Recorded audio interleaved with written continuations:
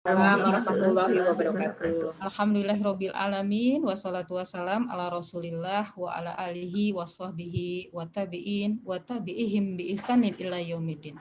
Alhamdulillah, puji syukur kita panjatkan kehadirat Allah Subhanahu wa taala pada sore hari yang cukup sejuk ini setelah tadi diberikan rahmat oleh Allah di siang hari. Sungguh nyaman sekali. Alhamdulillah kita bisa bersilaturahim dalam kondisi sehat walafiat, dan kita berharap kita senantiasa selalu sehat. Mohon doanya juga, mudah-mudahan saya dan keluarga juga senantiasa sehat. Alhamdulillah Ananda juga sudah lebih sehat, dan mudah-mudahan hasilnya juga swabnya negatif semua ya ibu-ibu. Amin, amin ya Dan rabbal saya alamin. dan kami berharap mudah-mudahan ibu-ibu semuanya, warga seluruhnya, teman-teman komunitas diberikan kesehatan oleh Allah sehingga bisa terus beraktivitas, memberi yang terbaik, dan kita berharap mudah-mudahan COVID segera berlalu ya. Yang kami hormati Pak Kusnadi. Pak Kusnadi juga kakak tingkat saya di IPB ya. Alhamdulillah beliau berkenan hadir lagi bertemu dengan ibu-ibu. Kalau dengan komunitas, teman-teman komunitas sudah kali yang kedua ya. Waktu itu Pak Kusnadi sharing di Bank Sampah Pelamboyan ketika pertemuan. Banyak banget sharingnya, ilmunya yang diberikan. Dan hari ini saya minta kembali untuk sharing ke kita semuanya. Dan memang materi atau tema ini sudah lama juga gitu ya. Kita pingin adakan gitu, karena memang mungkin salah satu dampak positif dari pandemi yang mewabah ini, kesadaran kita untuk kemudian efek di rumah aja gitu ya, kemudian apa sih potensi apa yang bisa kita manfaatkan, udah mulai passionnya muncul, ibu-ibu ya pada senang nanem seperti itu. Di samping juga mungkin kesadaran kita dengan adanya pandemi ini mendorong kita untuk kembali kembali kepada alam gitu ya, kembali kepada alam, kemudian dekat dengan alam, sehingga kita juga pengen tahu, penasaran sebenarnya kita bisa menjalani prosesnya sendiri gitu di rumah dengan membuat pupuk organik padat maupun cair, sebenarnya ini bisa gitu. Alhamdulillah Pak Kusnadi berkenan membagi ilmunya kepada kita. Belajarnya di permakultur cukup lama ternyata tadi, 20 hari. Wah, luar biasa ya. Saya pikir cuma sehari 2 hari, paling lama 3 hari. Rupanya 20 hari. Tadinya saya bilang ke teman-teman komunitas, kita kayaknya jalan-jalan nih nanti tahun depan ke sini gitu kan. Wah, cuma mungkin nanti kita bisa dapat ilmunya dulu nih dari Pak Kusya. Kemudian saya ucapkan juga terima kasih kepada ibu-ibu PKKRT dan pengurusnya, kemudian juga ibu-ibu bank sampah dan pengurusnya semuanya. Mungkin ini belum semua bisa hadir ya. Kita mudah-mudahan nanti yang lain bisa segera bisa bergabung, karena ini luar biasa nih ilmunya sebenarnya. Dan terakhir saya sampaikan selamat mengikuti materi pelatihan ini. Karena memang pandemi kita harus online. Kalau enggak nanti sebenarnya kita bisa suatu kesempatan ke depan, kalau udah nggak ada COVID gitu ya, kita bisa ketemu lagi di offline dan bisa lebih enak lagi kita belajarnya gitu ya. Dan jangan sia-siakan kesempatan ini, siapkan catatan. Yang pasti nanti ibu-ibu akan mencobanya di rumah. Saya juga penasaran. Ya nyoba-nyoba, mungkin sudah nyoba sih sama Bapak ya, bikin pupuk padat gitu. Sampah organik gak semuanya masuk ke ember, kita bikin sendiri. Cuma pasti kalau ada ilmu yang lebih jelas dan lebih detail lagi, mungkin ini lebih baik ya. Beberapa teman-teman di RT juga sudah melakukan sebuah upaya gerakan menanam, ini bagus banget ya. Tadi ibu-ibu juga sudah menyaksikan video yang dikirim ya. itu sekedar memberikan informasi awal tentang permakultur. Jadi mudah-mudahan giat atau gerakan kita semuanya untuk kembali untuk bisa berproses bersama alam ini bisa menjadi sebuah gerakan yang bagus ya buat lingkungan kita menjadi lebih baik lagi. Dan syukur-syukur kalau kemudian itu bisa menginspirasi dan mendorong banyak orang untuk mengikuti ya. Di beberapa lingkungan saya juga mungkin tetangga gitu ya sudah mulai bertanam, bikin kebun seperti itu tuh luar biasa. Ya, jadi bisa mensupport kebutuhan-kebutuhan di lingkungan maupun di rumah tangga ya. Harapannya mudah-mudahan kita bisa mengambil banyak manfaat dan mempraktekkannya, itu yang paling penting. Dari saya cukup sekian, terima kasih Miss Ica. Assalamualaikum warahmatullahi wabarakatuh. Waalaikumsalam warahmatullahi wabarakatuh. Baiklah, ibu-ibu sekalian, terima kasih Bu RW yang sudah memberikan ya sambutannya untuk pertemuan kita hari ini. Untuk tidak memperpanjang waktu ya, mungkin biar ilmu kita tidak terputus nantinya dengan waktu gitu ya. Jadi dengan segala hormat kita persilakan ke Pak Kus untuk dipersilakan untuk menyajikan ilmu ya yang akan kita ambil hari ini, mudah-mudahan bermanfaat dan pasti sangat bermanfaat sekali ya. Oke, silakan Pak Gus, monggo. Baik, makasih Bu Ica. Ya. Saya suka keceplosan manggil kakak nih. Assalamualaikum warahmatullahi wabarakatuh. Waalaikumsalam warahmatullahi wabarakatuh. Mayoritas ibu-ibu ya, mungkin ada 1-2 bapak, kayaknya saya tadi lihat entah bapaknya mau ikut atau misalnya akunnya dibajak gitu sama ibu, mudah-mudahan nontonnya bareng gitu, karena ini kerjaan mengasihkan sebenarnya ya, kalau dikerjakan bareng-bareng gitu. Baik, saya screen share ya, mungkin bisa di ini, Bu Ica host ya. Belum jadi host ya Pak ya? Boleh, kalau nggak dari Bu Ica juga apa-apa sih. Oh, saya aja ya, oke. Ya. Bentar ya.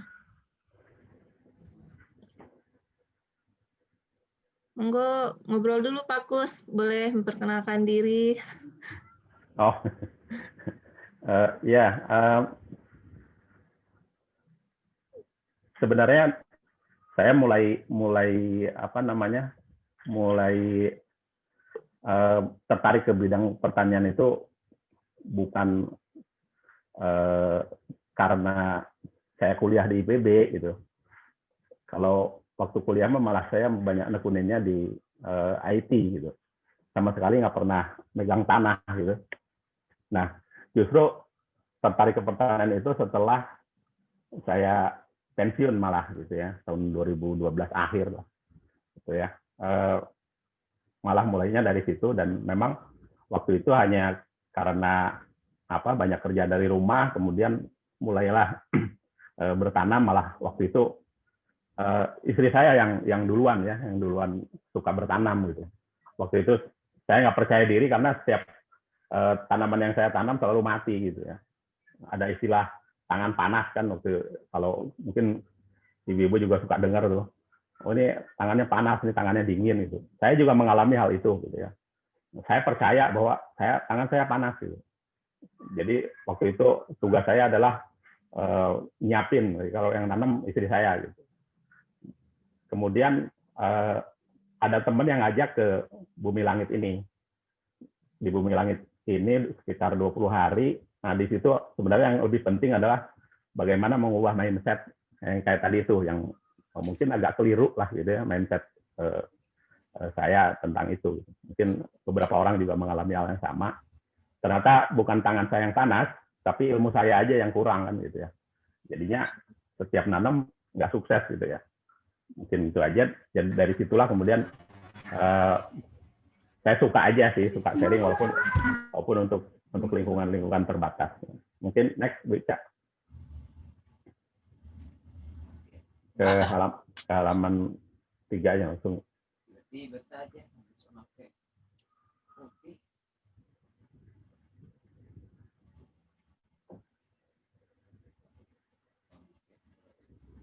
Kenapa Miss, ada kendala ya? Dia tahu nggak kalau Bunda lagi ngeliat? Tahu lah, kan ada di itunya. Bisa nanti Iya, ya udah. antisipasi. Ya. Udah aktifin kamera. Nah, yang sebelumnya, Wica. Lu start video. Nah, ini Bapak Ibu, kita mulai coba saya mau sharing insight yang saya pahami gitu dari kegiatan tanam menanam ini. Jadi ternyata memang tanam menanam ini bukan hal yang sepele, ternyata punya filosofi yang sangat dalam. Untuk saya yang Muslim gitu, ternyata di Al-Quran tuh ada segini banyak ya ayat-ayat yang membicarakan menyinggung tentang pertanian, sehingga tanam menanam ini adalah hal yang seharusnya kita tekuni dengan baik ya, kita lakukan karena ini sebuah amalan yang memang diperintahkan oleh Al-Quran. Kalau seorang Muslim pasti ya apa yang harus dilakukan setiap harinya, setiap bernafasnya, setiap detiknya ya tentu harus nge-refer ke Al-Quran. Ini segini banyak, mungkin nanti bisa Bapak Ibu lihat satu-satu gitu ya keterkaitannya. Selanjutnya, Wica. Nah ini kalau tadi di Al-Quran, kemudian di hadis juga nggak kurang banyak. Ini hanya sebagian kecil saja ya. Mungkin ibu-ibu juga sudah sering mungkin membaca hadis ini ya. Bagaimana digambarkan saat kiamat sudah di depan mata, di tangan kita masih ada bibit kurma, itu kita masih diperintahkan untuk menanamnya, gitu ya. Artinya menanam ini tidak untuk kita sendiri, kalau saya memahaminya tidak untuk kita sendiri, tapi untuk yang berikutnya. Mungkin kita yang nanam, entah nanti yang ngambil manfaatnya siapa, itu tidak penting karena di Rasulullah juga kemudian mengatakan bahwa akan menjadi amal kita walaupun mungkin bukan kita yang memanennya gitu ya, tapi semua makhluk ya, disebut saja semua makhluk, nggak cuma manusia gitu ya, semua makhluk yang dapat manfaat dari yang kita tanam itu insya Allah jadi sedekah buat kita gitu ya. Saya biasanya kalau dimanapun kalau nanam gitu, saya hobinya nanam gitu, tapi bukan manen. Gitu. Jadi kalau misalnya ada yang ingin gitu manen, saya dengan senang hati akan mempersilahkan mereka untuk mengambil ya, karena itu tadi kan buat saya itu kan sedekah gitu, tanpa saya harus repot-repot. Kalau ada orang ingin panen, tidak harus bilang gitu. Saya udah sampaikan ke siapapun kalau yang saya kenal gitu, atau misalnya bilang, Pak saya ngambil ini terongnya saya panen gitu. Oh iya nggak apa-apa, gitu. Nggak usah bilang, panen aja kan gitu ya. Mungkin selanjutnya Bu Ica. Nah ini insight lain ya. Kenapa misalnya kayak topik hari ini kita ingin membuat kompos yang tujuannya tentu ingin menyuburkan tanah yang kita gunakan untuk menanam. Nah, ternyata dalam satu genggam tangan ya, satu tangan aja itu menurut hasil riset para penulis atau ahli pertanian ini itu ada 2 juta makhluk hidup, mikroorganisme yang hidup di dalamnya. Kalau kita saya yang Muslim tentu sudah jelas perintahnya bahwa kita harus menghidupkan tanah yang mati gitu ya. Kita hidupkan menjadi tanah yang subur, artinya, nah di dalamnya ada sekian makhluk yang dapat tempat tinggal, tempat makan. Nah, makhluk-makhluk ini disampaikan waktu itu dengan trainer saya, Ustaz Iskandar Wawuruntu, bahwa mereka ini siang malam pekerjaannya adalah berzikir. Termasuk daun-daun yang dari pohon yang kita tumbuhkan itu semuanya berzikir gitu. Nah karena itu insya Allah beliau bilang kita yang membuat mereka hidup nyaman ya, berkembang biak, bisa tinggal di tanah itu, insya Allah dapat share-nya lah gitu ya, dapat share dari zikir makhluk-makhluk Allah ini. Ya, selanjutnya bisa. Nah, kemudian yang harus kita pahami selanjutnya adalah bahwa manusia ini kalau dilihat dari sejarah bumi gitu, manusia ini adalah makhluk yang belakangan setelah tumbuhan dan hewan. Jadi ada bumi, kemudian ada air. Dari air ini ada mulai kehidupan, dan kehidupan pertama itu bukan manusia gitu, tapi tumbuhan dan hewan dulu.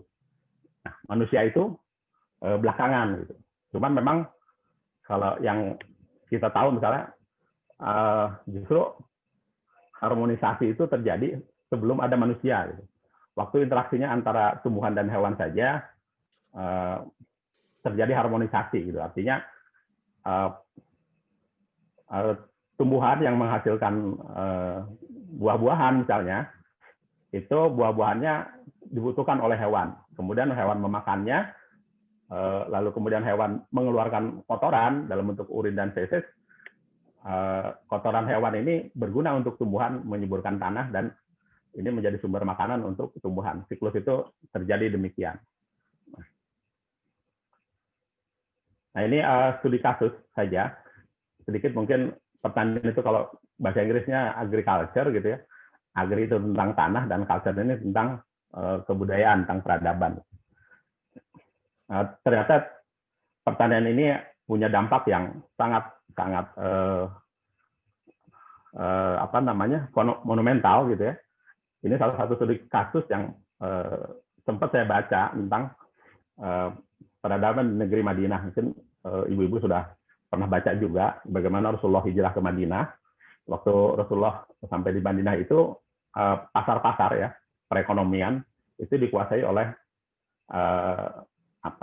orang Yahudi. Gitu.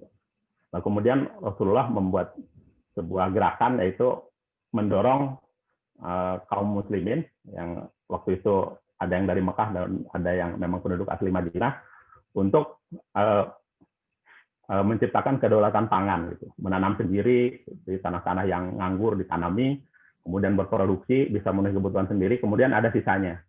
Nah, sisanya ini ternyata banyak, gitu. Akhirnya kemudian Rasulullah membuat pasar sendiri di luar pasar yang dipunyai oleh Yahudi, yaitu pasar Madinah, istilahnya kan bazar Madinah. Jadi hanya sebuah tanah lapang, orang boleh datang ke sana, boleh jualan di sana, gitu ya. Penjual dan pembeli di sana hanya dengan nilai-nilai jual beli menurut Islam. Dan ternyata pasar ini kemudian malah mengalahkan pasar-pasar milik Yahudi. Nah, kita mulai dengan kompos ya. Nah, definisinya sih sebenarnya seperti ini. Jadi kompos itu mulainya dari bahan-bahan yang organik yang kemudian diuraikan dengan cara pembusukan ya, oleh mikroba penghuni tanah. Gitu. Mereka lah yang menguraikan bahan-bahan organik menjadi komponen-komponen unsur-unsur kecil yang kita nyebutnya unsur hara, dan unsur hara inilah yang kemudian bisa diserap oleh tanaman. Untuk diserap, tanaman memerlukan air sebagai pelarutnya, dan kemudian itulah yang menjadi makanan tumbuhan. Jadi kompos pada dasarnya adalah cara daur ulang alami. Selanjutnya, nah ini bagaimana hubungan antara kompos dengan tanaman ya, seperti yang tadi saya sampaikan. Lanjut, Bu. Nah ini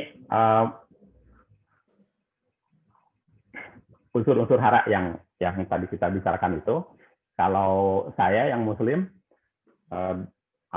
sumbernya itu dari ternak maupun dari tanaman sendiri, dan itu di Al-Quran ada ya, kewajiban diperintahkan kita untuk beternak, untuk menanam, lalu kemudian hasil dari ternak itu selain daging, susu dan segala macam, kotorannya pun sudah kita manfaatkan untuk menyuburkan tanah. Selanjutnya, Bu.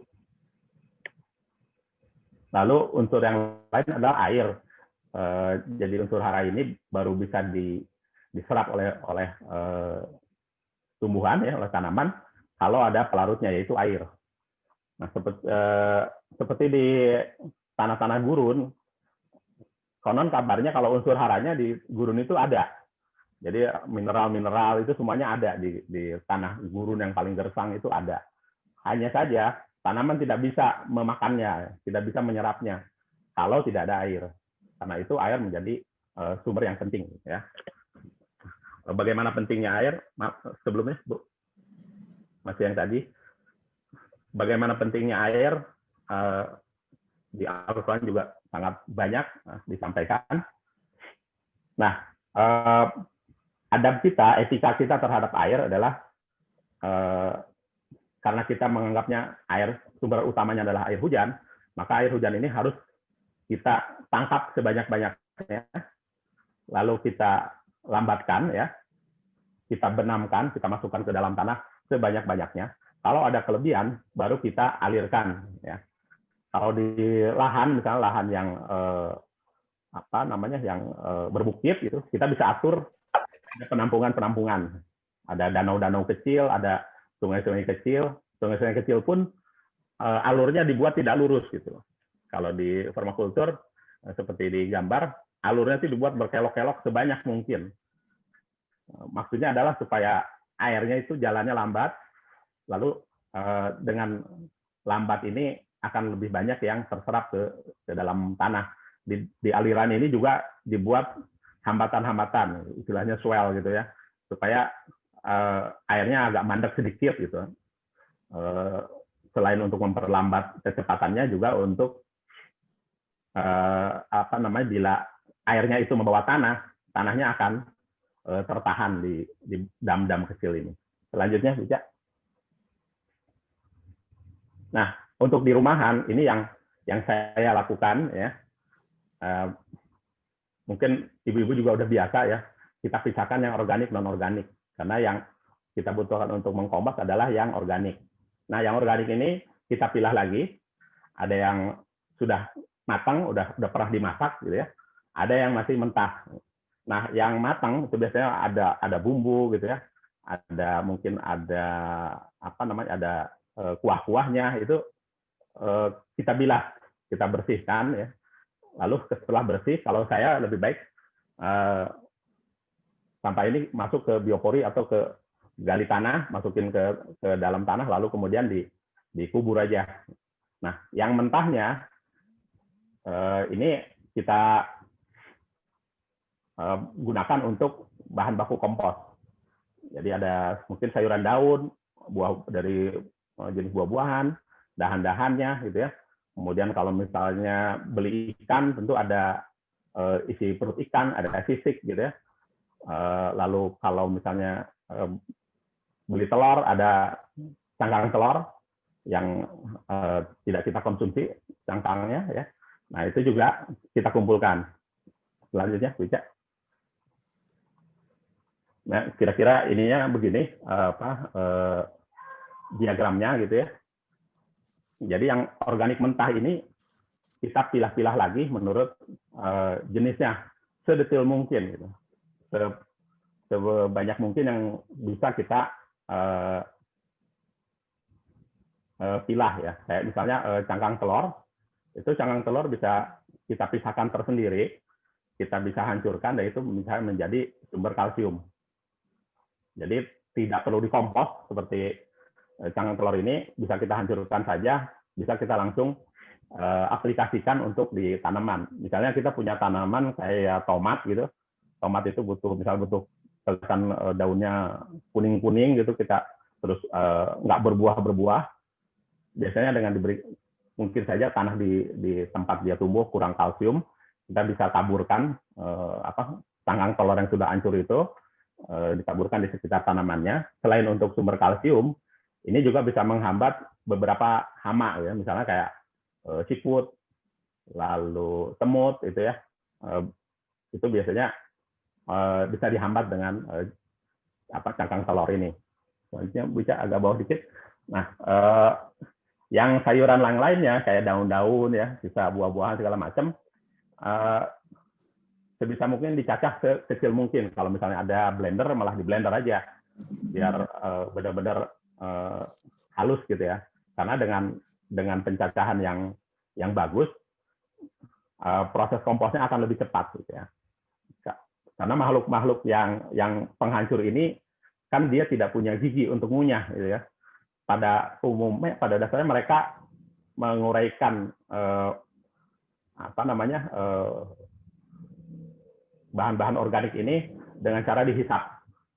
Nanti lain kali kalau kita di offline kita bisa lihat cara kerjanya maggot ya. Maggot itu belatung ya. Belatung itu kan nggak punya gigi ya. Nah, belatung itu cara menikmati daun-daunan gitu ya, itu dengan cara dihisap. Ya. Kalau kita kecilkan ukurannya dengan kita cacah, maka proses dia menghisap itu akan lebih cepat. Karena buat dia lebih mudah kan ya. Permukaannya sudah kecil-kecil. Gitu. Nah, yang habis dicacah ini, kita bisa masukkan ke dalam komposter, ke dalam tempat untuk pembuatan kompos. Selanjutnya, Bu. Nah, ini yang paling sederhana, kalau misalnya kita nggak punya komposter atau misalnya tidak ada waktu untuk membuat dengan cara komposter, kita bisa cukup gali lubang aja, entah hanya lubang di tanah aja biasa atau dalam bentuk biopori, masukkan ke dalam lubang itu, kemudian ditabur dengan tanah tipis saja. Kalau misalnya ingin nanti ditambah lagi gitu ya. Misalnya lubang di tanahnya agak dalam, jadi terus sampah organik kita nggak banyak gitu. Setelah kita buang yang sampah organiknya, kita tabur dengan tanah tipis. Nanti mungkin besok ditambah lagi, kita tabur lagi tanah, jadi berlapis-lapis gitu. Nah, di komposter ini bisa aerob, bisa anaerob. Ini yang membedakan hanya bagaimana bentuk komposternya aja. Apakah diberi saluran udara, lubang udara atau tidak. Dua-duanya bisa terurai dengan baik, hanya ada bakteri yang berbeda gitu di aerob dan anaerob. Yang aerob kita harus rajin-rajin ngaduk gitu supaya tidak bau. Rajin-rajin diaduk, lalu jangan sampai basah gitu. Nah, kalau saya agak malas, biasanya saya pakai metode anaerob aja, jadi masukkan tutup gitu. Lanjut, bisa. Nah, yang aerob kira-kira susunannya seperti ini selalu. Jadi di bawah itu kalau ada misalnya kompos yang sudah jadi, ya. Kalau di ilustrasi ini, misalnya tanah gitu kan, tanah ada ranting, tentu paling bawahnya adalah tanah. Nah, kalau misalnya di ember, maka yang paling bawah adalah kompos yang sudah jadi. Atau misalnya tanah yang kita lihat tanah yang sudah hitam, ya, tanah yang subur. Nah, kita masukin di paling bawah sebagai dasar. Lalu di atasnya kita berikan yang warnanya coklat. Jadi dari hitam, coklat, lalu baru yang segarnya. Kita nyebutnya yang biomas basah atau yang hijauan gitu ya. Walaupun warnanya nggak terlalu hijau ya. Pokoknya yang masih segar, itu masuk. Lalu kemudian di atasnya ditumpuk lagi dengan yang coklat, paling atasnya hitam. Nanti bisa diulang. Diulang lagi, misalnya hitam lagi, coklat, hijau, coklat, hitam lagi. Begitu seterusnya. Ya, lanjut Bu Ica. Nah, ini komposter yang saya punya, yang di rumah. Yang sebelah kanan, yang drum biru ini. Nah, ini saya sampah tadi organik yang sudah saya cacah dimasukkan ke dalam tong yang biru ini, lalu kemudian saya tutup, biarkan aja. Biasanya setelah 2 bulan itu VOC-nya udah keluar di bawah, jadi kita dapat padatan di tengah, lalu di bawahnya airnya akan turun, ya, air lindunya akan turun, lalu akan keluar dari selang yang kita sediakan. Nah, yang sebelah kiri, yang seperti kaleng cat ini sering digunakan karena ukurannya nggak terlalu besar, itu biasanya untuk dipakai yang murni cairan. Jadi si sampah basahnya itu langsung diaduk dengan air. Nah, untuk ininya, untuk starternya itu dikasih EM4 ya untuk sumber bakterinya. Atau kalau kita sudah punya POC yang udah jadi, kita campur aja dengan POC, diaduk gitu, itu ditutup. Nah, itu nantinya pupuk cairnya yang banyak dan ininya sedikit, sampah padatnya tuh sedikit. Bisa kita lakukan yang mana saja, terserah ibu-ibu atau bapak untuk enaknya yang mana gitu ya. Kalau yang sebelah kiri mungkin harus ada di awal aja sih repot, harus ngaduk dulu, lalu tutup, dan kita nggak bisa nambah-nambah gitu. Tutup, udah fermentasinya tertutup, didiamkan 2-3 bulan baru dipanen. Nah, kalau yang kanan itu kita bisa kayak sistem batch gitu, jadi continue, masukin, nanti ada lagi, kita tambah lagi. Kalau misalnya kita punya sampahnya yang sedikit-sedikit. Tapi kalau misalnya kita lagi panen buah langsung banyak gitu, yang mendingan pakai cara yang kiri. Jadi langsung dicampur dengan air, tutup, udah nggak usah dibuka-buka. Gitu ya. Terus boleh nggak sambil nerangin kalau misalnya ada yang nanya, biarkan PowerPoint-nya nggak yang bertumpuk ya. Ini ini ada dari Bu Madia, Pak Kus, organik matang dipisahkan apa akan mempengaruhi kualitas pupuk? Ya sebenarnya sih lebih ke kalau dicampur itu ada risiko yang baunya ini, bau busuknya ya. Sebenarnya sih akan turun kualitasnya kalau misalnya kita dicampur dengan yang sudah dimasak ya. Karena yang dimasak ini kan dari sisi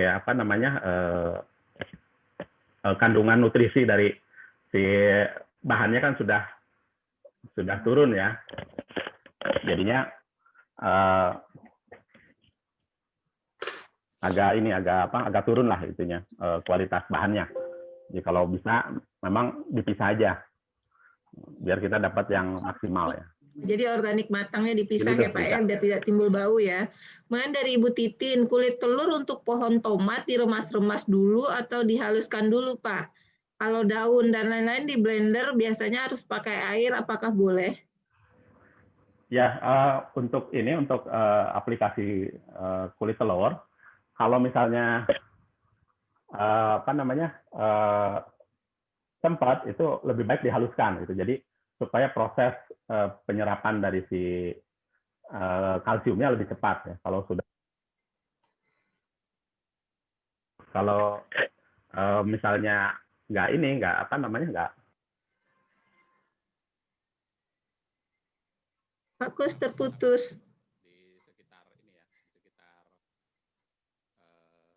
Halo, Pak Kus. Halo, Pak Kus. Kedengeran nggak Ibu-Ibu atau saya aja? Nggak ada suaranya. Suaranya hilang, Pak. Pak Kus? Nggak kedengeran, Bu. Ada suaranya. Pak Kus hilang suaranya. Pak Kus? Suaranya mengecil, Pak Kus. Telepon, Bu, telepon.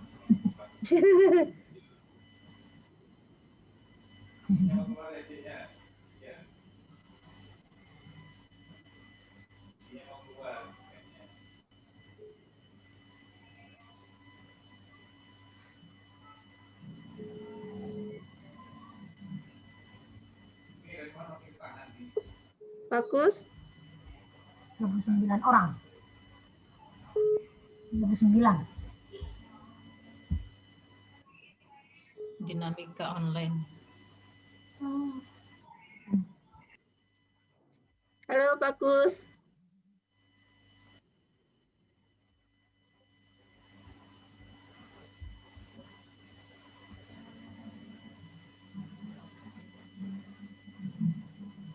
Oke.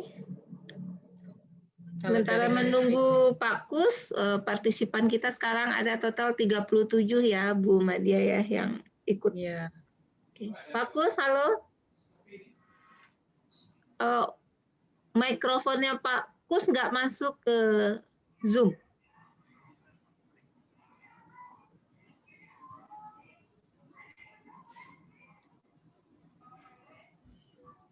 Tapi ada kedengeran tapi sedikit Pak Kus, mungkin kepencet apa gitu. Nggak dengar sama sekali.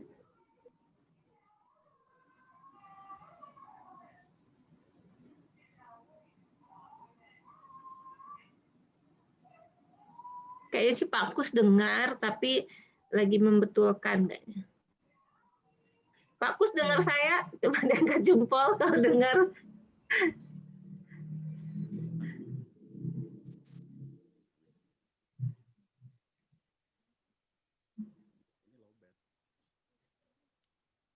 Halo, Pak Kus. Halo, Ibu.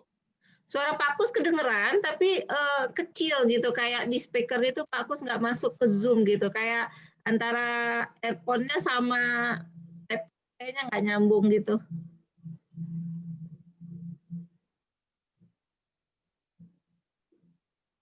Tadi di Zoom sebelah juga gitu, tahu-tahu pembicaranya hilang sendiri suaranya. Iya. Suka duka online. Pembicaranya tinggalnya di mana, Bu Ina? Di itu pertanian. Jauh-jauh. Apa masalah jaringan kali ya? Iya, tahu-tahu suaranya hilang, terus kecil, balik gede-gede Tapi gitu. Pak Kus ini dia ada suaranya tapi kecil gitu. Kemungkinan dari itunya, karena dari gerakan Pak Kus sih sinyalnya nggak ada masalah dari earphone-nya atau dari laptopnya. Mudah-mudahan bisa cepat. Lagi seru-serunya ini. Iya benar. Saya juga penasaran. Iya, saya juga, karena saya juga lagi ikutan bikin pupuk. Yang bertanya penasaran. Halo Pak Kus. Soalnya waktu yang di Bogor itu kan harus diaduk ya Bu Madia, ingat nggak? Iya. Nah itu. Tapi kalau yang saya juga baru tahu nih, kalau yang kan ada 2 alat tadi ya, dibilang yang sebelah kiri ini. Jadi dia langsung dicampur sama IM4, dimasukkan, kan harus penuh dibuka-buka selama 2 bulan tadi kan. Nah, kalau yang di dan harus banyak itu yang diaduk-aduk, yang bisa ditambah setiap hari. Nah, ini saya juga baru tahu nih yang sebelah kiri. Coba Pak Kus jawabnya pakai Zoom-nya Bu Ratna aja kali. Gambarnya kan ada, tapi suaranya pakai Zoom-nya Bu Ratna. Ada istri.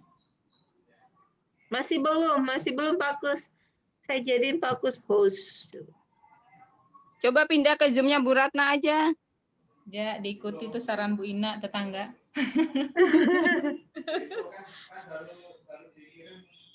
Apa? Oh, di sana jaringan bagus ya di Mutiara ya? Bagus. Kalau aku gimana coba? Bagus kan? Iya sih, bagus sih, heeh. Suaranya Bu Ina, Mas. Halo. Alhamdulillah. Kenapa Pak itu? Oke Pak. Itu habis baterainya, yang apa? Headphone saya habis baterai. Nah, kan benar tuh, karena saya lihat gerakan Pak Kus tidak terputus gitu. Jadi pasti ada masalah sama earphone-nya ya. Iya, alhamdulillah, lanjut. Baik, sampai mana tadi ya Bu? Yang kedengaran. Pertanyaan dari tadi itu ya, yang telur itu. Oh ya. Yang dihaluskan, kemudian di blender. Ya. Pakai air apakah boleh? Iya. Kalau yang ini, yang apa, untuk kulit telur itu kalau misalnya sempat dihaluskan lebih bagus karena penyerapan ke tanamannya akan lebih cepat. Tapi kalau tidak, diremukkan aja lalu ditabur nggak apa-apa. Cuman memang agak lambat gitu ya penyerapannya. Lalu sayuran kalau mau di blender, kalau saya prefer tidak dicampur air ya. Biarkan dari air ininya aja yang dikandung di sayurannya. Langsung aja di blender, biasanya langsung berair juga kok itu begitu di blender kalau sedang basah.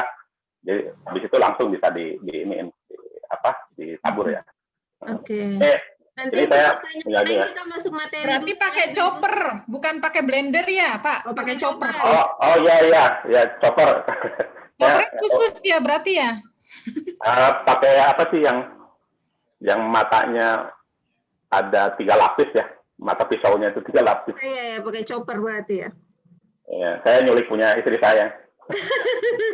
Oke, untuk pertanyaan yang lain kita tunda dulu ya. Tadi baru sampai pertanyaan Ibu Titin. Kita masuk ke materi selanjutnya ya Pak Kus ya. Ya. Nah, Monggo Pak Kus, bisa saya tayangkan. baik. Ini yang yang saya punya ya,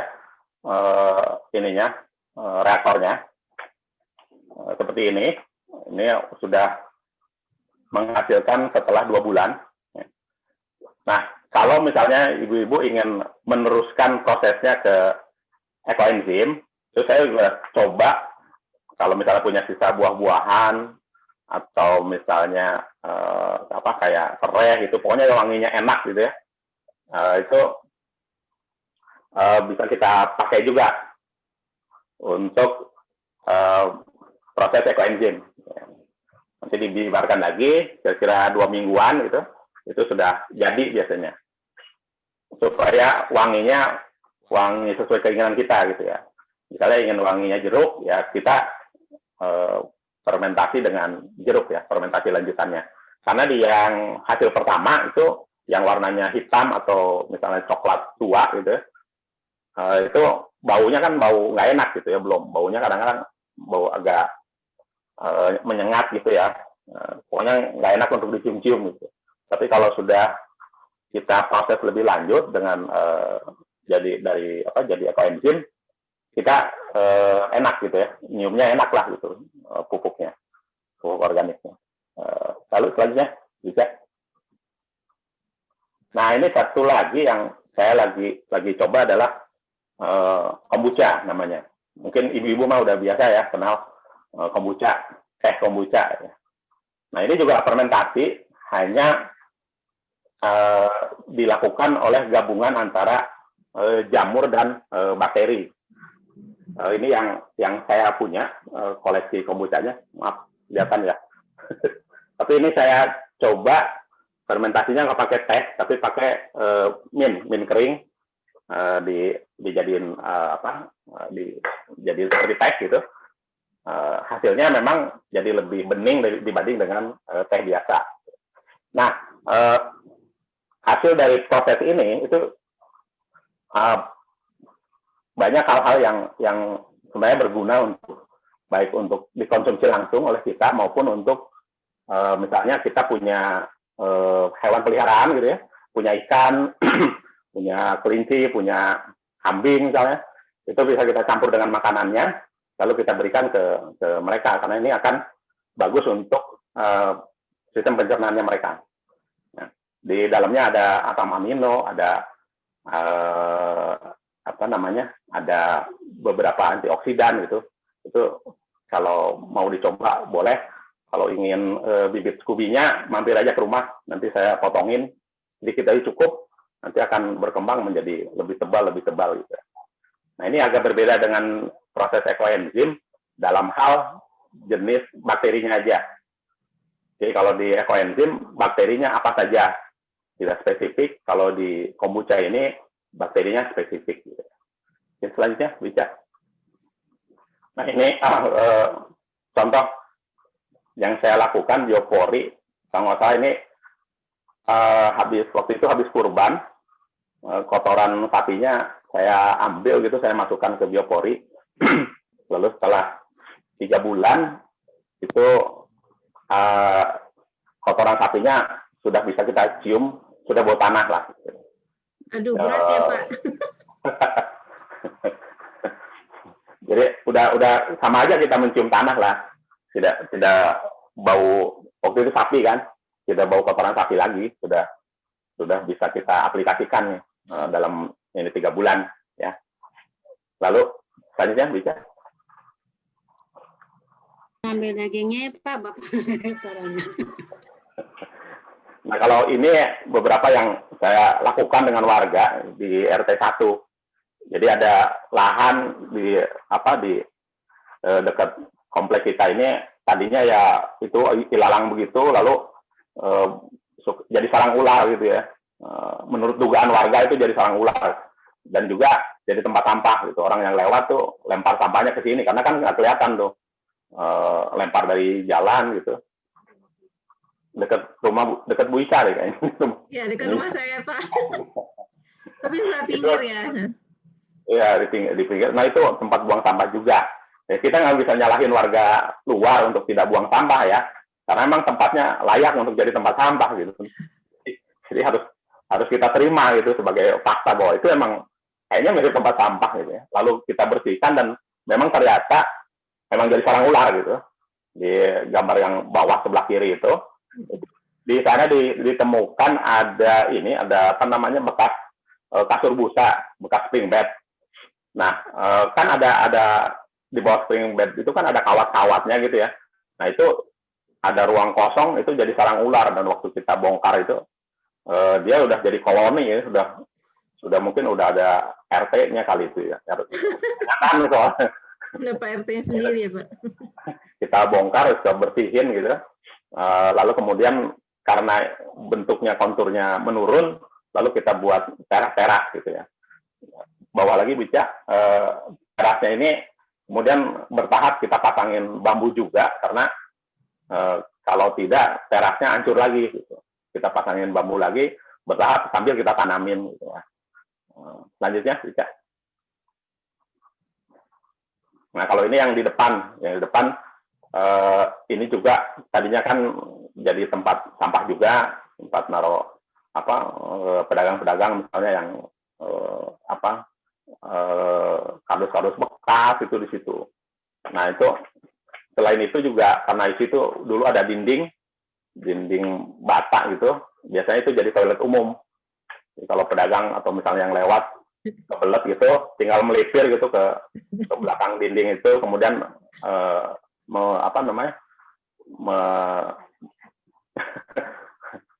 kencing di sana, ya, akhirnya bau pesing. Nah, ibu-ibu kan yang lewat-lewat mau belanja itu yang paling menderita ya, sebenarnya. Jadi pupuk sendiri ya, Pak? Iya sih sebenarnya, benar sih, cuman jangan di dinding, harusnya di tanahnya gitu, jangan di dinding tembok. Dinding tembok kan kemana-mana. Kalau di tanah kan langsung masuk gitu ya, lebih bagus.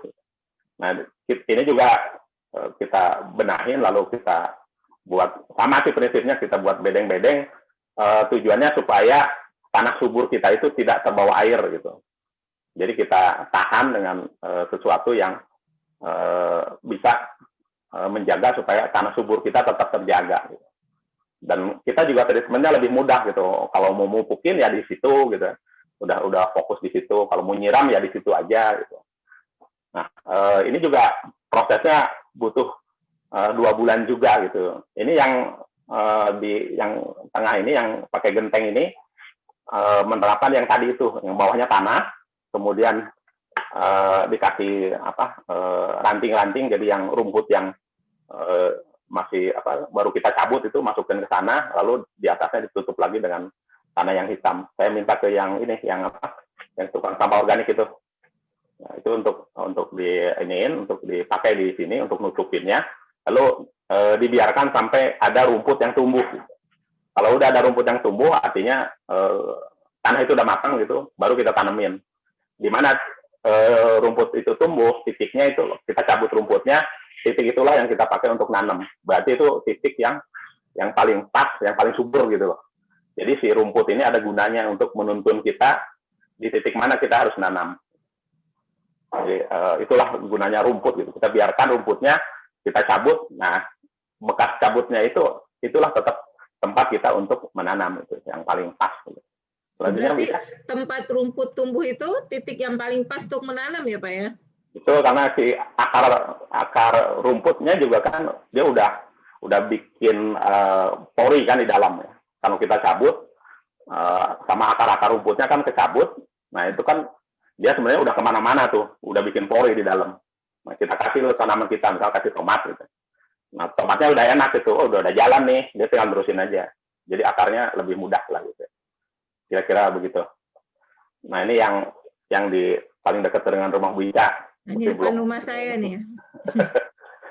Ini juga sama, jadi suka ada ular nangkring juga di sini.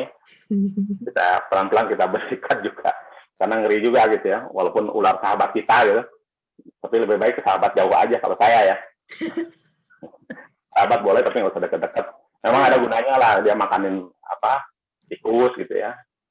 memang ada gunanya sih, cuman ya kan resiko juga kalau dia merasa terganggu, sementara kita nggak sadar kalau kita mengganggu gitu. Lalu selanjutnya bisa.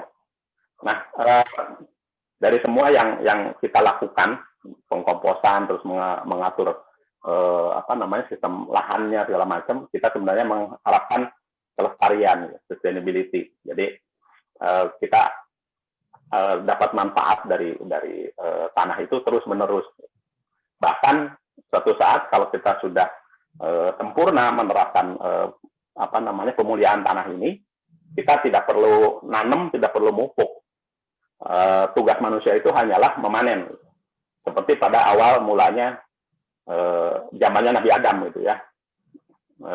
Manusia itu ya tinggal manen aja. Di sini ada beberapa foto yang saya sajikan adalah bagaimana kita menanam sampai kemudian keluar bunga, lalu kemudian keluar biji benihnya gitu. Nah, ini yang paling kiri misalnya yang kale keriting, kita tanam sampai keluar bijinya, kita bisa kemudian sustainability-nya kita bisa terapkan. Lalu yang berikutnya itu yang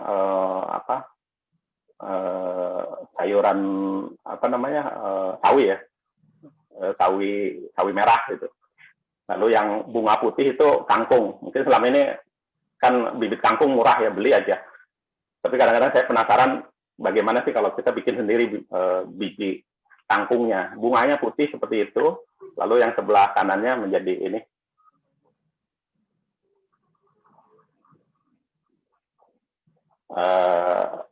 Kemudian mengering dan kemudian jadi ini. Yang lainnya sih sama, prinsipnya seperti itu. Kita menanam kalau bisa selesai sampai dia mengeluarkan keturunan gitu ya. Itulah mungkin salah satu adab kita terhadap tanaman, kita sisakan untuk sustainability-nya. Jadi bijinya kita ambil, kita keringkan kalau belum mau ditanam, kita simpan untuk keberlanjutan. Memang gampangnya, nanti beli lagi lah bijinya. Oh ya, tapi kan lebih bagus kalau kita udah tahu prosesnya, bagaimana dari kita nanam kemudian sustainability-nya kita bisa lakukan. Gitu. Nah, ada pertanyaan ya? Mungkin dari saya segini, nanti kita bisa lanjutkan ngobrol. Ini saya mau tunjukin mungkin Ibu bisa lihat, kelihatan nggak? Ini model komposter gitu yang sederhana. Maaf. Nggak kelihatan ya ini ya. Nah, ini pakai botol minuman aja gitu. Nah, ini sebenarnya simulasi ya, dari bawah, paling bawah nih tanah yang subur, lalu kemudian yang coklat ya, kemudian disusul dengan yang hijauannya ya. Misalnya ada rumput, ada kangkang pepaya gitu, kangkang pisang di sini. Lalu di atasnya yang coklatnya ya, yang kering-kering, lalu ditutup dengan tanah lagi yang udah jadi. Susunannya seperti ini, misalnya nanti kita kalau mau lihat proses bagaimana hancurnya yang di tengah itu, lalu yang coklat menjadi hitam, yang tengah ini menjadi coklat, lalu kemudian semuanya menjadi hitam gitu ya. Itu biasanya kalau untuk anak-anak suka ada tugas begini nih, dibikin begini gitu ya. Oke, Pak Kus. Ya. Ini ya, banyak banget nih pertanyaan dari ibu-ibu ya Pak Kus ya. Terakhir tadi dari Ibu Titin. Dan ini memang sangat menarik sekali ya untuk kita lakukan gitu ya. Jadi ini ada pertanyaan dari Bu Andi Irsani. Ampas teh celup apakah harus dipisah dulu dari bungkusnya baru bisa digunakan? Gimana Pak Kus?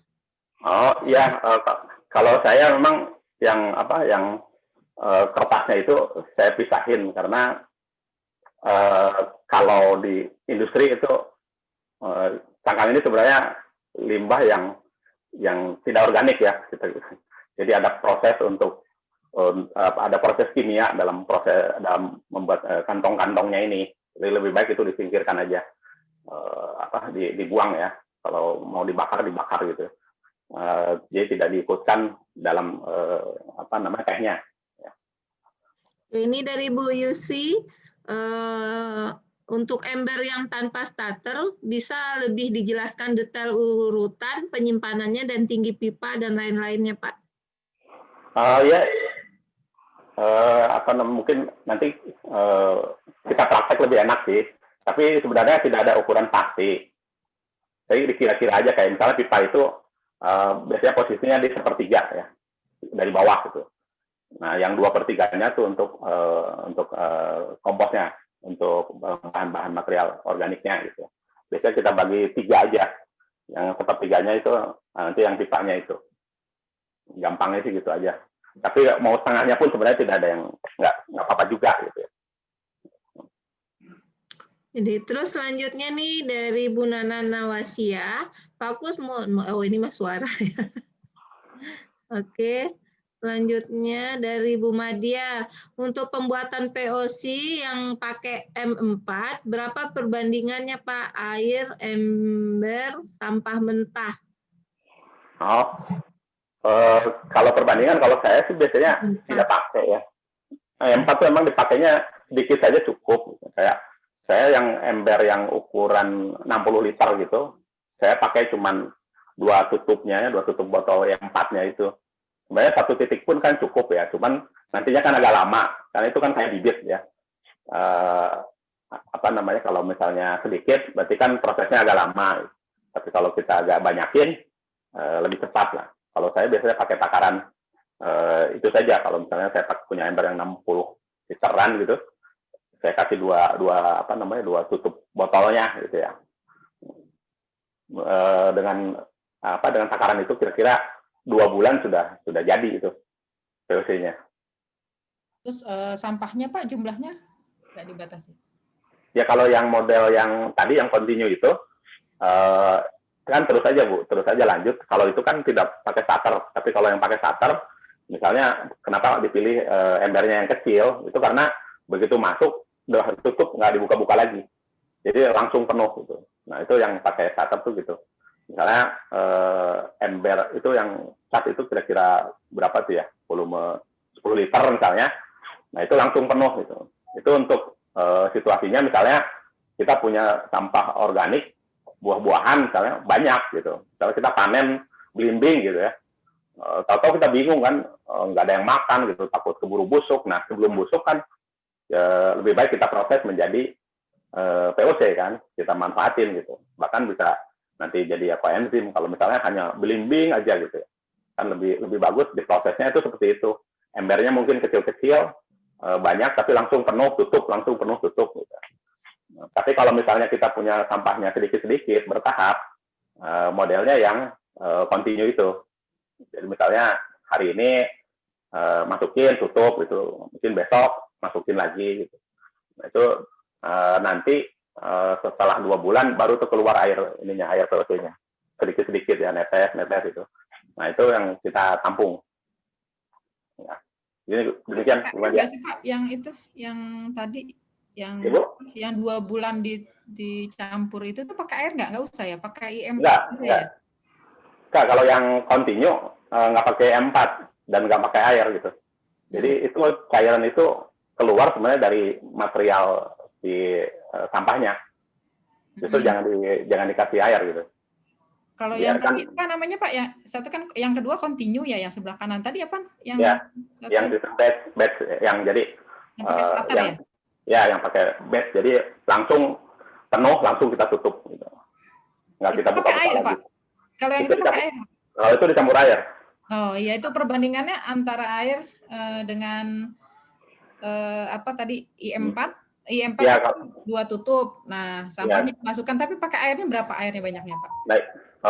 Kalau saya sih lebih kalau nyampur gitu, lebih ke biasanya saya buatnya 1:3 gitu aja. Jadi yang padatannya sepertiga, airnya 2/3 gitu. Jadi itu sih sebenarnya nanti ke kepekatan ininya aja ya, kepekatan POC-nya sih. Nyambung yang continue Pak, Berarti nggak pernah ada masa ini ya, artinya terus berlanjut nambahin lagi walaupun tadi sudah keluar cairannya ya. Iya, betul, Bu. Nah, jadi Karena kan dia akan menyusut ya. betul. Jadi yang lama itu akan nyusut terus. Saya dari awal udah mungkin udah 6 bulan yang saya pakai itu sampai sekarang ya belum penuh gitu. Walaupun hampir tiap hari kan saya kalau habis dari masak di dapur gitu langsung masuk agak lumayan. Diaduk nggak Pak? Harus diaduk nggak? Enggak, Bu. Yang diaduk itu yang kompos aerob yang tadi itu yang kita susun coklat, hitam, coklat, hijau gitu ya. Yang ini nih, yang kayak begini. Nah, ini kalau di dunia nyatanya lah gitu ya, bukan di dunia simulasi. 2 hari sekali diaduk ya. Itu di dalamnya. Jadi kalau misalnya kayak saya misalnya kurang telaten harus 2 hari sekali ngaduk, saya modelnya yang continue itu aja lah gitu. Iya. Memang agak lama jadinya ya, lebih lama. Oke, Bu Madia, ada lagi. Nah, ini ada lagi nih Pak, untuk pembuatan biopori dari Bu Lita, kira-kira ini diameternya berapa sentimeter nih Pak minimal minimalnya kedalamannya berapa meter? Biopori ini waktu itu kita pernah bikin ya, kebetulan Pak Kus juga langsung saya undang ya ke TK waktu itu untuk mengajarkan anak-anak membuat biopori. Ini dari Bu Lita nih Pak Kus. Ya, sebenarnya kalau diameter itu yang kira-kira tangan kita masuk gitu ya. Jadi kalau ngambil nanti hasil, kita punya alatnya, itu kira-kira yang diameternya itu tangan kita masuk.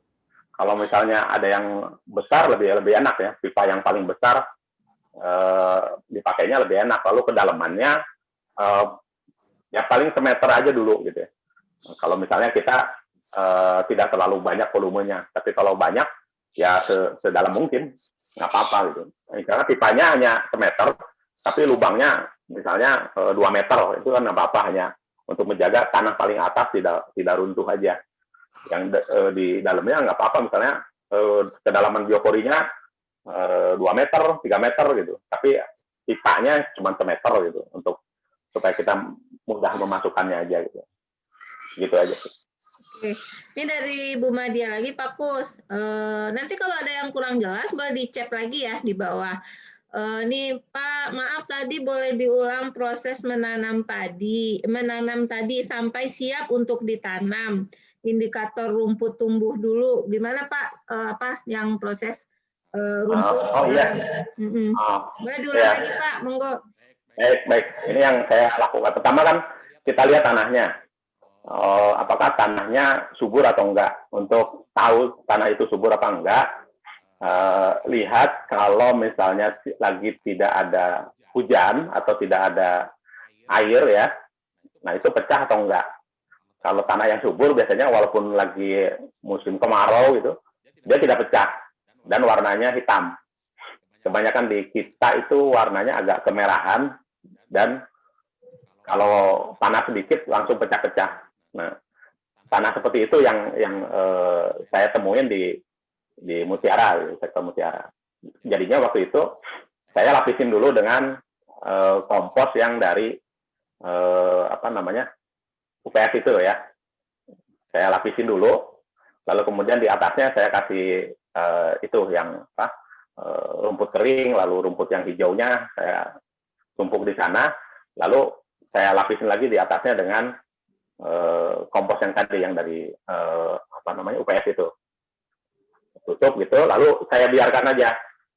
Saya nggak siramin juga, jadi dibiarkan alami aja.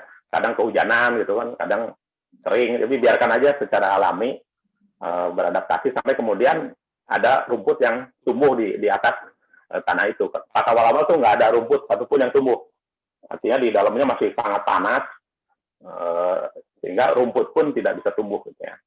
Nah, setelah mungkin 2-3 bulan, saya lupa persisnya, baru kemudian ada rumput-rumput yang tumbuh.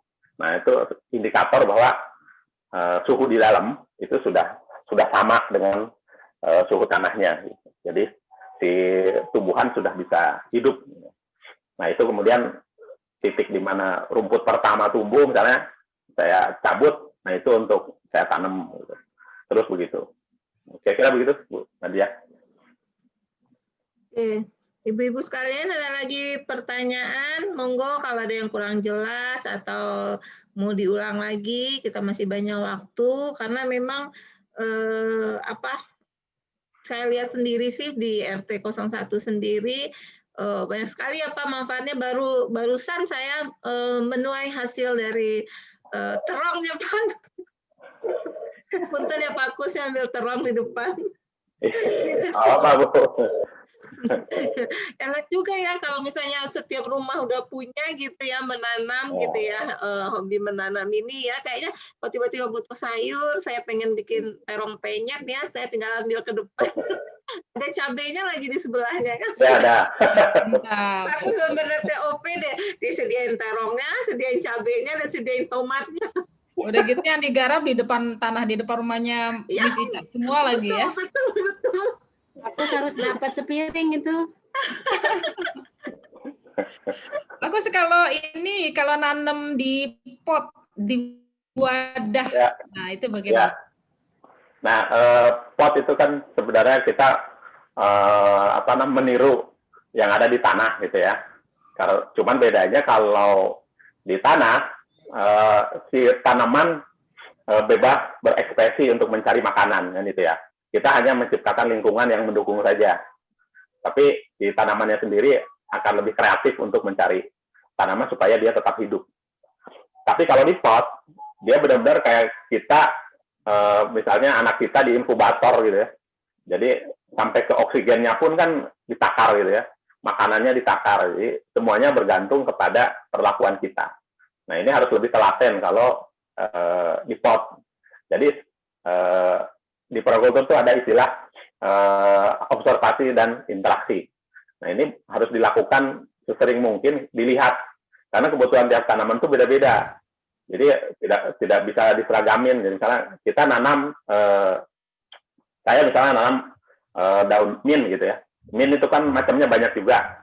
Nah itu tiap mint juga punya kemauan sendiri. Nah, jadi kita harus amatin misalnya tiba-tiba belum saatnya disiram, tapi dia udah mulai layu gitu. Mau nggak mau yang ini nih nyiramnya harus lebih sering misalnya. Kalau yang lain cukup sehari sekali, dia mungkin harus 3 kali sehari. Jadi harus kita amatin satu-satu. Gitu. Lalu kemudian nggak numbuh-numbuh gitu. Daunnya tadinya 3, tetap aja 3 gitu. Nggak tumbuh tunas. Itu biasanya tanahnya terlalu padat, si akarnya susah gitu. Susah untuk bergerak. Nah itu kan berarti harus kita gemburkan. Kalau perlu ya kita bongkar lagi, kita cek memang padat, terus di potnya ada yang hidup enggak, misalnya ada yang kelihatan kan kayak cacing lah yang paling mudah. Nah kalau di potnya ada cacing enggak, karena cacing ini kan yang bantuin si tanaman bikin jalan-jalan di dalam gitu. Kalau cacing aja nggak hidup, biasanya akar juga nggak hidup. Nah, jadi memang harus telaten satu-satu, setiap tanaman tuh karakteristiknya beda. Walaupun yang umum adalah tetap kita harus menyediakan tanah yang biasanya warnanya hitam gitu ya. Lalu wanginya itu wangi, kalau kita cium wangi khas tanah gitu, wanginya sangat khas. Mungkin kalau kita praktek kita bisa tunjukin ya, karena nggak bisa digambarkan. Pokoknya bau tanah lah gitu. Lalu kemudian kalau kita siram itu tidak menggenang. Kita siram itu cepat, langsung meresap langsung ya Pak ya? Langsung meresap. Kalau menggenang itu artinya tanahnya terlalu padat, mungkin kita bisa gemburkan lagi. Kita bongkar lagi, misalnya campurannya kita campur, kalau perlu kita campur dengan pasir supaya atau sama batu ya, batu bata misalnya, kita hancurkan kasar, dicampur dengan tanahnya supaya ada poros lah itunya tanahnya. Jadi demikian Bu Madia. Jadi emang harus telaten satu-satu Bu, tiap tanaman beda-beda keinginannya. Kalau sekam bisa nggak Pak? Apa kan tadi kan Bapak bilang bisa kalau supaya gembur dikasih pasir atau dikasih batu gitu ya. Kalau dikasih sekam boleh nggak? Sekam basah atau sekam kering yang bagus? Ya. Kalau yang sekam sebenarnya dua-duanya bisa dipakai karena dia kan kayak spons gitu ya. Jadi menciptakan ruang di dalam tanah, jadi oksigen juga bisa masuk lebih leluasa, baik yang sekam bakar maupun yang tidak dibakar. Hanya memang bedanya itu yang kenapa misalnya orang sebagian lebih suka yang dibakar, itu karena ternyata kalau kita bahan sekam ini dibakar, tidak harus sekam, misalnya kayu dibakar jadi arang gitu ya. Ternyata kalau dibakar itu menciptakan seperti kalau kita perbesar kayak arang sekam bakar ini kita perbesar gitu di bawah mikroskop misalnya, itu di dalam sekam bakar ini ada kayak ruang-ruang kosong gitu, kayak kamar-kamar gitu, ruang-ruang kosong yang sangat banyak gitu kalau misalnya kita bakar, karena bahan-bahan yang sebelumnya mengisi ruang-ruang itu kan sudah terbakar, sudah habis gitu, tinggal wadahnya gitu. Nah, wadah-wadah ini sangat disukai oleh mikroorganisme untuk tinggal di ruang-ruang kosong itu, sehingga lebih disukai karena menampung lebih banyak mikroorganisme tadi yang kita bicarakan gitu ya. Pak, tanya Pak. Ya. Yang tadi continue itu Pak Kus buat sendiri ya? Itu ada. Ya, itu ada teman angkatan saya di waktu di Imogiri, dia buat. Nah, desainnya memang waktu itu kita diajarin di sana. Cuman kebetulan dia bikin, dia di Tegal ya, dia bikin, dia jual ya, saya beli aja lah. Oh, berarti ada jualannya ya Pak ya? Ada. Itu cuman berapa, 70.000. Kita ada repot bikin. Itu bentuknya itu memang ada pipa untuk apa fungsinya? Tetap ada udara masuk atau bagaimana Pak? Atau sebenarnya kalau kita punya wadah ember biasa, apakah itu juga bisa dipakai? Tinggal dikasih keran di bawahnya atau bagaimana? Bisa Bu. Kalau yang saya ada pipa di tengah itu lebih ke untuk, kan ada saringan di tengahnya ya. Itu lebih ke untuk nahan si padatannya. Supaya tetap di atas, lalu yang cairannya di bawah gitu. Untuk nahan itu aja. Jadi yang lebih ininya. Iya. Nah, ini yang ini nih lebih nahan kan di bagian bawah ini yang ada selang, itu kan yang nampung cairannya. Nah, kalau yang di atas nanti yang padatannya. Gitu.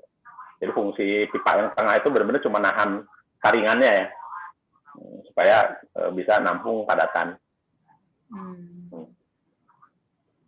Ya, itu dia Pak. Nah itu. Oh jadi ada saringannya Pak seperti yang kanan ya? Sama? Beda? Dia mau pakai saringan yang nggak kepake ya? Bekas dandan. Bisa. Buat sendiri.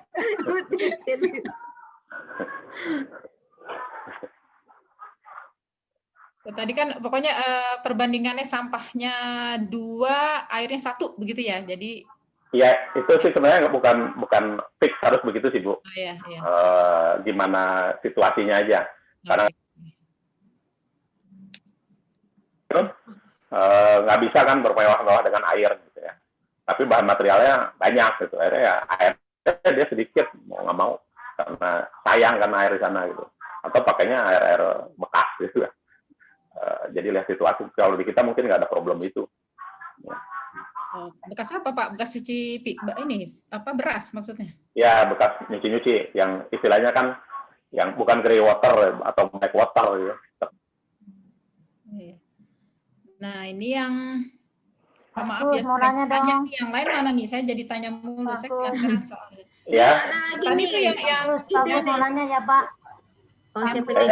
Monggo Ibu siapa? Bu Andi. Oke Bu Andi monggo. Pak, iya ada teman yang ini kan nanam hidroponik, terus dia punya air menanam ini juga melihara lele. Ya. Terus itu limbah lele itu dia pakai siram ke tanaman, tapi baunya masya Allah minta ampun bau. Aduh. Tapi itu ternyata kalau menurut dia itu tanamannya yang tadinya anggreknya nggak mau tumbuh tunas, udah pada keluar tunasnya. Jadi berarti itu bagus katanya.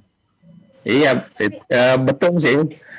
Cuman kalau itu ya baunya mengganggu, ya pasti lakukan kotoran si ikan kan ya. Oh iya, iya. Kotoran urinnya ikan, terus fesesnya ikan kan nyampur ya. Bekas mandinya dia kan di situ semua. Jadi satu. Jadi memang baunya mengganggu. Makanya kadang-kadang kalau orang yang nggak suka, ya difermentasi dulu airnya. Tadi itu dikasih serai, misalnya daun-daun serai gitu. Kalau punya tanaman serai, dipanen daunnya, atau punya daun pohon salam gitu, daun salamnya dipanen, difermentasi lah bareng air lele itu. Karena 2 minggu itu biasanya sudah terfermentasi gitu. Nah itu baunya enak kalau sudah terfermentasi.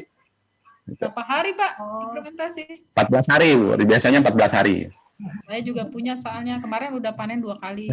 Enak loh lelenya. Kalau hari ke-7 itu sudah mulai terbentuk yang asamnya, udah jadi yang cukanya itu udah mulai terbentuk. Optimalnya di 14 hari. Tapi kalau misalnya kita ingin buatnya untuk hama, ya pembasmi hama, justru sebelum 7 hari kita panen. Misalnya untuk nyemprot yang kutu kebul gitu ya, dia kan masih alkohol tuh dominannya. Nah kita bisa pakai untuk nyemprot untuk membasmi hama. Nah ini tujuannya bukan untuk pupuk tapi untuk herbisida gitu. Jadi sebelum 7 hari dipanennya. Nah itu detailnya gimana Pak yang buat hama? Kayak dosisnya itu bagaimana Pak prosesnya? Itu sih sebenarnya kan kayak proses tadi itu bikin POC. Cuma kita cepat prosesnya, nggak sampai jadi cuka. Jadi waktu masih alkohol, misalnya hari kedua, ketiga juga udah bisa kita ambil, udah bisa kita gunakan untuk untuk hama ya, untuk nyemprot. 7 hari tadi ya? Ya 7 hari sudah mulai, cukanya udah mulai banyak.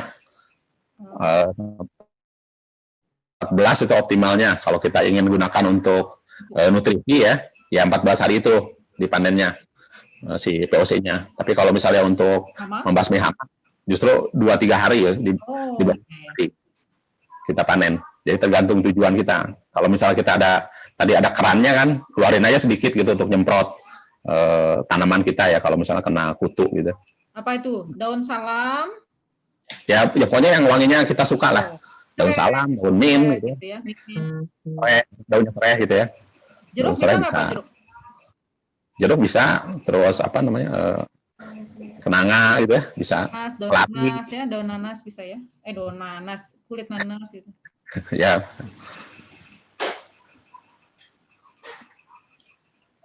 Kalau itu katanya air pump dipakai untuk nyiram tanaman katanya kurang bagus ya Pak? Apa Bu? Air pump. Oh air pump itu ya, karena ada ininya. Ya ada floornya, kadang-kadang ada kaporitnya. Kalau mau diendapkan dulu 1 malam Bu. Oh. Atau misalnya diencerkan. Tapi lebih bagus Bu. Kita punya pump doang di rumah, langsung disemprot pakai selang. Air AC aja Bu. Air AC bagus. Air AC ditampung. Nggak punya AC Pak. Ya nanti diadain. Nggak pakai AC. Yang punya Bu Andi, Bu Haji. Kalau itu air pump Bu, ini aja Bu, diendapkan aja 1 malam. Nah nanti diambil yang atasnya. Nah sisain kira-kira 1/4. Yang 1/4-nya jangan diambil. Biasanya si floor atau kaporitnya turun tuh di bawah tuh. Sisain aja 1/4. Oh gitu. Ya, walaupun ada tanaman yang memang tahan gitu ya, kena kaporit malah perlu kan gitu. Tapi pada umumnya tanaman karena dosisnya ya ketinggian buat dia, walaupun butuh tapi kan kalau terlalu tinggi malah jadi racun. Nah kalau pH air itu lebih bagus apa Pak, yang asam atau yang ini normal? Yang netral sih Bu, yang netral yang di kisaran 7. Kayak untuk yang hidroponik itu lebih suka pH-nya kan di netral, lalu ya airnya air suling gitu ya, yang ininya padatan terlarutnya di kisaran 0 gitu. Jadi waktu dia nyampur dengan nutrisi dari pupuk hidroponiknya itu kan lebih optimal gitu, takarannya pas gitu. Kadang-kadang kalau pakai air, misalnya airnya bukan air suling ya, atau bukan air AC, nah itu kan sudah tinggi, jadi begitu dikasih nutrisi hidroponik sudah tidak sesuai dengan takarannya, jadinya nggak efektif, sayang gitu. Ya, makasih Pak Gus. Sayang hidroponik itu. Oke Pak Gus, ini Ya. ada pertanyaan nih Pak Yoga. Ya. Cara buat pupuk untuk pemula gimana ya Pak? Sebabnya belum pernah. Nah ini nih penting ya, kayaknya penting banget gitu ya, dari segala teori yang sudah ada mungkin ya. Gimana ya pertama kali ya supaya bisa sendiri gitu. Kalau enggak kata Bu Dahlia, bagusnya kita praktek mutiara aja ya, digilir saja per berapa orang supaya protokol kesehatan bisa dilaksanakan. Ya ini gimana nih Pak solusinya? Ya, seperti yang tadi dikemukakan bahwa yang pertama kali habit kita yang memilah ini, pokoknya habit kita memilah ini yang kita lakukan lah. Sampah organik dipilah lagi, yang sudah dimasak sama yang belum kita pisahin. Nah, yang kita bikin untuk dikompos dalam arti kita pakai komposter, itu pakai yang belum dimasak, itu aja dulu. Nah, caranya sebenarnya tinggal cari tanah subur, atau misalnya ada beli kompos dulu sedikit, taruh di ember, masukin tuh sampah organik kita, lalu tutup lagi dengan kompos yang jadi tadi, tipis aja tadi. Habis itu udah biarkan aja. Nanti kalau ada sampah lagi, masukin lagi ke ember itu, atasnya ditutupin lagi dengan dengan kompos jadi gitu. Jadi ya mungkin itu langkahnya, beli aja dulu kompos yang sudah jadi sebagai biang lah gitu ya. Nah itu kita aplikasikan dengan wadah apa saja. Nanti boleh ya Pak, materinya kita minta ya Pak. Ya silakan. Pak Yoga minta materinya, PPT-nya minta Bapak itu di-share. sayang, itu Ibu Yoga itu. Oh Ibu Yoga. Berarti pembajakan. Pak, maaf ini satu lagi ya. Ya. Tadi kan kita udah tahu bagaimana membuat pupuk bisa sebagai anti hama dan pupuk gitu ya. Nah ini penerapannya ketika sudah jadi Pak, ini bagaimana Pak? Langsung dicampur dengan tanah gitu ya? Perbandingannya juga berapa? Iya kalau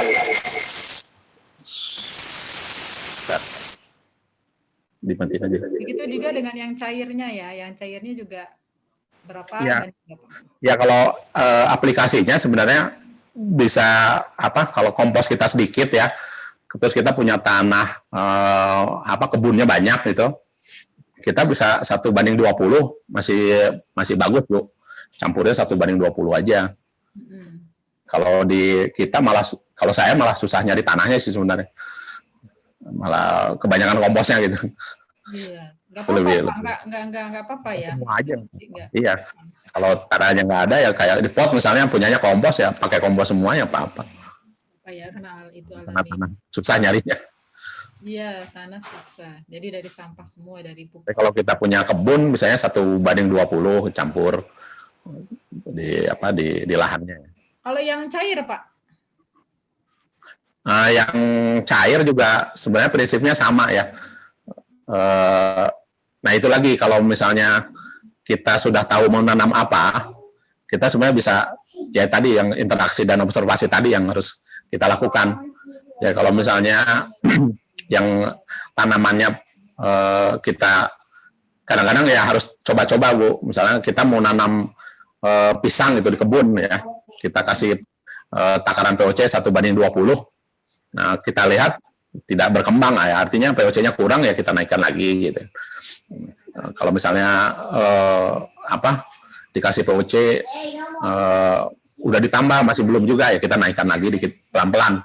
Prinsipnya memang naikinnya pelan-pelan dari 1:20 tuh kita naikinnya ya 5 gitu ya, naikinnya sedikit-sedikit.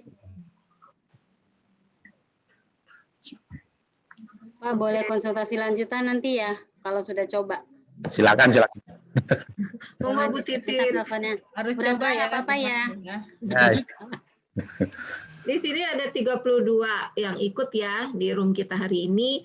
Nah, nanti berarti kita harus ada ini nih, Bu Madia, harus ada refleksi nih biar semangat ya gitu ya. Jadi karena berhubungan sekali antara memilah sampah, setelah dipilah itu yang biasanya kayak saya ya tinggal dimasukkan ke embernya di Mutiara itu ada embernya ya di antena 1 tinggal masukin gitu ya. Dan sebenarnya ada tindakan lanjut yang bisa kita lakukan sendiri sebenarnya di rumah masing-masing gitu ya. Mungkin refleksinya nanti kita bisa ini ya dari 37 sekarang tinggal 32 partisipan bisa share di di grup ya, di grup arisan nanti sudah melakukan tidak di rumah di foto gitu ya. Nanti bisa dapat ini ya dapat hadiah dari RW ya. Ya jadi mungkin jalan-jalan ke mana? Imogiri ya. Giri.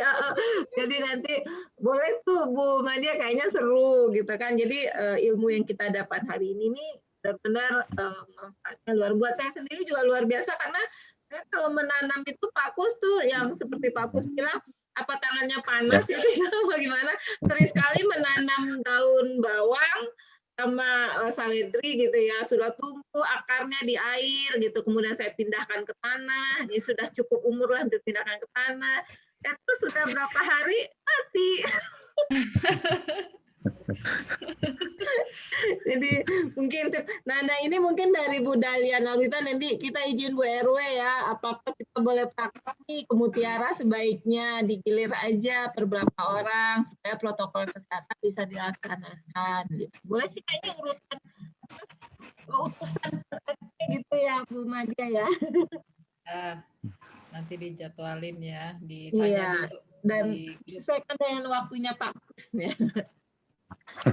Memang luar biasa sih. Saya merasa hari ini entah kebetulan sekali ya. Saya tadi habis ngambil terong, terus sebelahnya ada cabai rawit ya. Langsung bikin terong penyet, kayaknya luar biasa ya. Gitu. Oke, ibu-ibu yang lain ada pertanyaan lagi?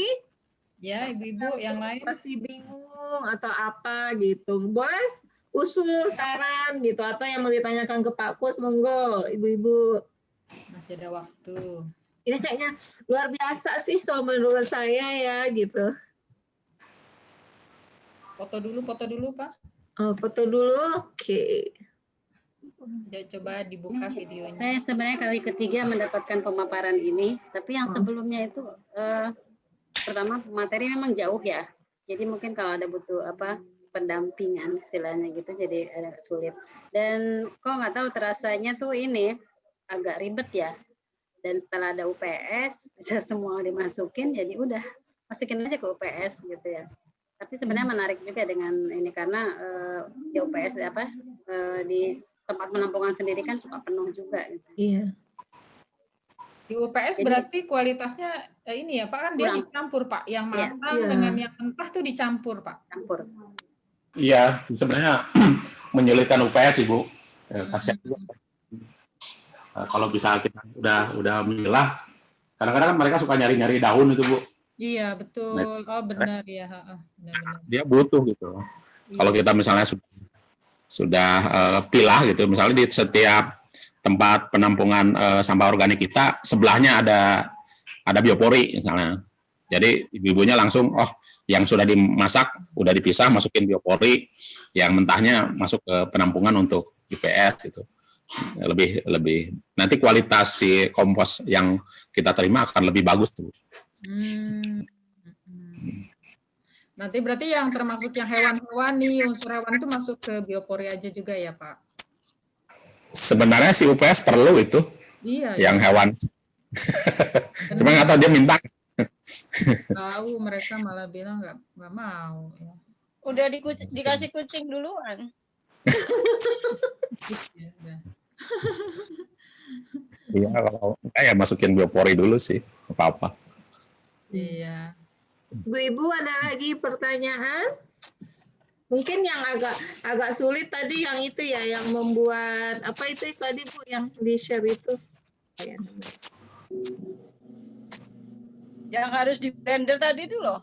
Iya, di blender. Masa kita blender sampah, sayang blendernya. Apa nama choppernya apa? Harus diciptakan alat untuk mencacah ya. Ada itu kalau misalnya RW lain tuh lebih ini Atau bisa yang ya, punya blender untuk mencacah.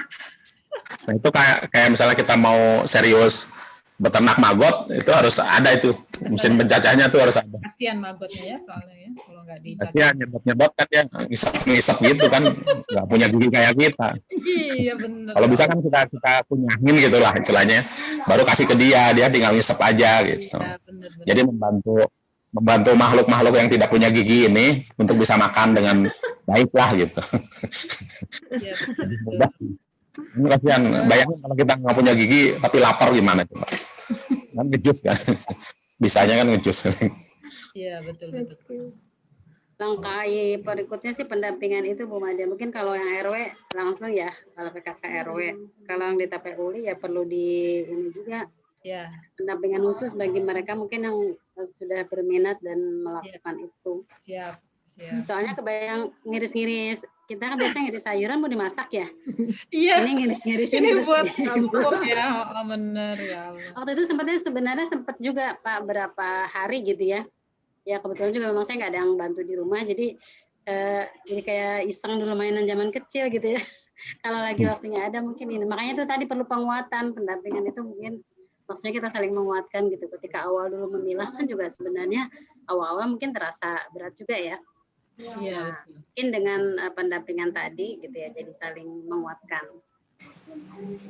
Ya, mungkin ya itu kembali ke yang tadi tuh Bu RW. Jadi misalnya kalau untuk mungkin di komunitas di komunitas terus berapa orang nih yang telah melakukan, di share fotonya, terus atau di RW juga kan kita share fotonya di grup gitu kan yang sudah melakukan. Nanti kita bisa yang ada menemukan masalah nih, ternyata kok saya jadinya begini gitu ya. Nanti kita bisa minta Pak Kus gitu kan untuk iniin kembali gitu kan, ini masalahnya kenapa. Ya kita konsul. Kalau di Perdep itu kita punya grup Perdep berkebun ya Pak Kus ya. Nah itu bisa di situ. Itu tuh nanti ini aja ibu-ibu request bisa ke Pak Kus atau ke saya. Di sini ada lagi nggak ya yang ada Bu tadi saya lihat sih ada Bu ini Poktan 3 PKK RW itu masuk di situ semua. Oh Bu Heria, ada Bu Heria. Nanti boleh tindak lanjutnya di Perdep berkebun. Nah, kalau di komunitas nanti kita tindak lanjuti sendiri ya. Gitu. Oke. Kalau di TPULI nanti bisa terutama kita ini kan belum semua terjangkau UPS ya. Iya, betul. Wilayah itu ada dan bahkan mungkin cukup banyak yang tidak tercover UPS dan masyarakatnya memang belum melakukan itu. Nah, mungkin dengan seperti ini, orang seperti ini bisa jadi pemberdayaan tambahan buat mereka. Iya, usul bagus Bu Titin, terima kasih. Kalau saya bingung ini Bu, apa namanya kalau pas tidak diangkut sampah basah tuh pas Lebaran. Oh ya. Nah ini solusi, Iya. Ini solusi kan jadinya ya. Makanya harus punya biopori ya Teh ya. Punya biopori itu semua rumah tuh harus punya, yaitu harusnya. Tadi Pak Kus bilang yang bagusnya itu kita memudahkan UPS itu yang mentah aja yang masuk ke ember ya. Ember, iya. Jadi sudah terbiasa kalau Lebaran ditinggal nggak diangkut sampahnya ya Bu. Minggu apa berapa hari gitu ya? Ya betul. Berarti ini solusi ya Bu ya. Karena kan kalau pas Lebaran begitu biasanya memang ribut sekali dengan bau sampah yang ada di sektor gitu ya. Kapan nih tukang sampah datang? Ini solusi ya. Nah kebetulan ya Pak Kus ya, lahan depan rumah saya masih banyak yang kosong ya Pak Kus ya. Kayak nyuruh saya belajar nih kayak dari Pak Kus. Dikosongin sama Pak Kus ya. Harus itu orang depan rumah. Ngeliatin sih Bu Madia Pak Kus nanam gitu ya, liatin gitu ya. Kalau ngelihat Pak Kus nanam tuh menjiwai banget. Iya. Wah luar biasa itu, fokus dan konsentrasi. Bu Ica belum dirobotin anak-anak. Iya. Murid. Tapi Pak Kus sudah pernah kami undang ke sekolah juga ya waktu itu Pak Kus ya untuk bikin biopori. Kami di sekolah sudah punya 3 lubang biopori, cara-caranya juga udah. Sampai sekarang masih 3, harusnya banyak dong, masih cuma 3. Nggak ada muridnya di sekolah. Sampah ya. Sampahnya. Kan kalau ada sampahnya aja. Gitu. Minimal 7, karena 7 hari gitu loh, Miss. Oh iya ya. Saya punya 4 ya Pak Kus ya, waktu bikin 4. Malah di rumah saya nggak punyanya di depan rumah gitu. Mungkin ini suatu solusi ya buat kita dalam memilah sampah gitu ya. Terus setelah dipilah, terus apalagi sih actionnya setelah itu gitu ya. Jadi saya pikir sangat luar biasa untuk menimbulkan habit memilah sampah ini aja tuh udah luar biasa gitu ya, untuk saya sekeluarga aja tuh udah luar biasa. Terus kebetulan saya di dunia pendidikan anak juga, saya juga menerapkan ke anak-anak. Alhamdulillah kami juga sudah punya 2 tempat sampah gitu ya. Jadi memilah antara plastik ini dibuang, capek motong-motong ininya jadi nekobridge udah buang aja gitu ya. Jadi itu juga luar biasa menurut saya. Habit itu setiap hari itu sangat butuh komitmen ya, dan kita harus terus gitu melakukannya gitu dan mengingatkan antar sesama gitu. Ada lagi nggak ibu-ibu sekalian yang mau di-share gitu, atau sudah pernah melakukan tetapi punya masa, kita masih punya waktu 4 menit lagi ya, sampai 5:30 ya Bu Madia ya?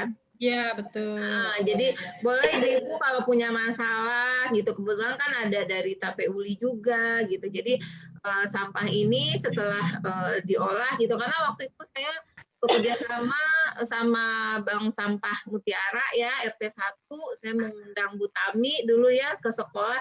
Dan itu efeknya luar biasa gitu ya, karena mengajarkan sekali untuk memilah sampah, terus prakarya dari sampah-sampah gitu ya. Jadi sampai sampah itu 0 gitu ya, dan sampai sekarang itu juga akan yang terbaru ini saya dengar adalah EcoBricks itu bukan yang paling banyak EcoBricks-nya, tapi yang sudah tidak menghasilkan lagi EcoBricks di rumah, berarti itu sudah paling bagus ya mengolah ininya gitu. Karena kalau masih banyak EcoBricks, dia masih banyak menggunakan sampah plastik ya. Jadi kalau semakin sedikit berarti semakin ini ya. Gitu. Ibu sekalian ada lagi nggak? Sok mangga. Ayo ditampilkan videonya, kita mau foto sebentar lagi. Oke, boleh kita foto dulu saya. Ya. Yang satu dulu. Mana coba dibuka. Dibuka videonya ibu-ibu. Bu RW ya yang foto ya. Ya. Ayo buka dulu, tahan dulu ya. Saya mesti nyimpen soalnya. Tahan senyumnya. Mau kasih senyum ya, yang belum. 1, 2, 3. Bentar ya, saya simpen dulu ya. Tahan.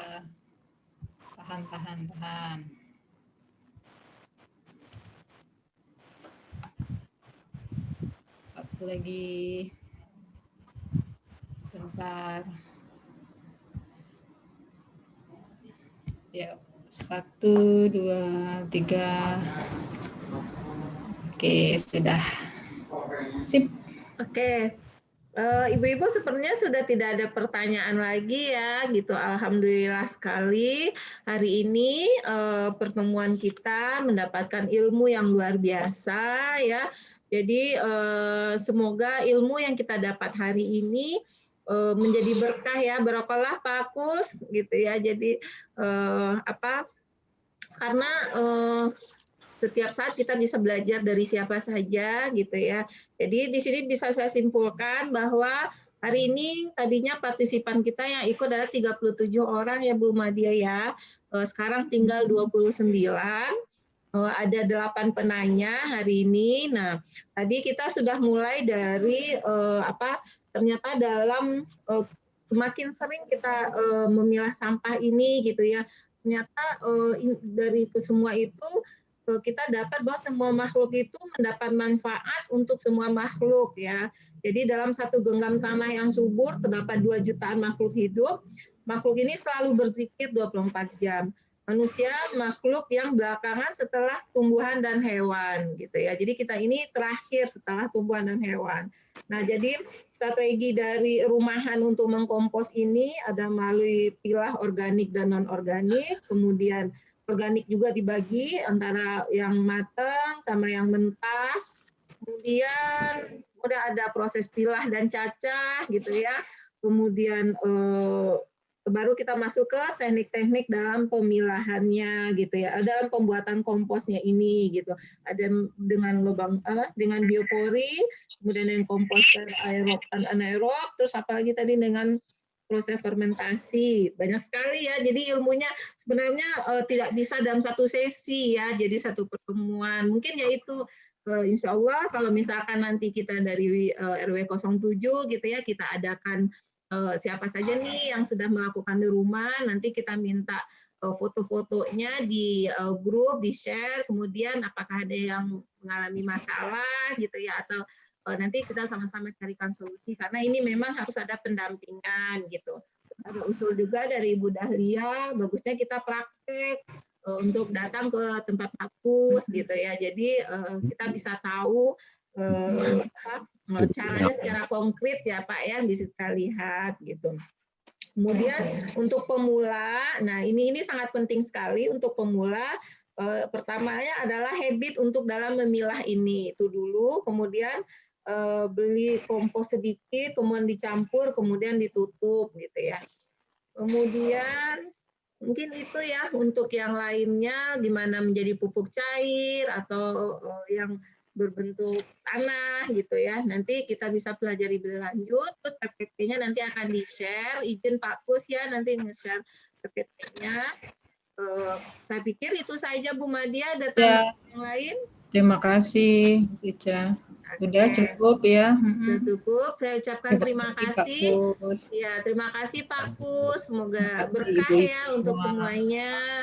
Kemudian ibu-ibu semua yang sudah hadir hari ini, semoga ilmu yang kita dapat ini bisa kita praktekkan ya, jadi luar biasa, dan bisa kita sharing juga ke tetangga atau teman-teman di WhatsApp atau grup lainnya ya. Oke, kita ucapkan hamdalah dan kita tutup dengan membacakan doa penutup majelis. Subhanallahumma wa bihamdika asyhadu alla ilaha illa anta astaghfiruka wa atubu ilaik. Oke, itu saja. Terima kasih. Di foto sudah kita tutup. Dari saya ucapkan assalamualaikum warahmatullahi wabarakatuh. Selamat sore. Warahmatullahi wabarakatuh. Terima kasih ya ibu-ibu. Pamit ya, terima kasih. Pamit Bu. Terima kasih semua, sehat Pamit semua. Ya, sehat ya Bu Madia dan Ananda, sehat selalu. Amin. Amin, insya Allah. Sudah dites lagi Bu Madia belum ya? Adminnya itu hostnya siapa tadi? Miss Ica ya? Iya. Izin pamit. Ya, monggo. Waalaikumsalam warahmatullahi wabarakatuh. Nanti saya tutup recordingnya terakhir. Oh iya benar. Ya. Jazakallah khair. Sudah ditutup. Sudah ya. Saya tutup. Stop. Saya stop belum keluar ya. Enggak, belum Bu Ina ada masukan? Enggak, udah deh aku lagi. Kan ini mau ditayangkan di YouTube, jadi saya record dulu ya. Jadi saya yang Oke deh, keluar aja. Oke, saya keluar ya, stop record. Ya, makasih ya.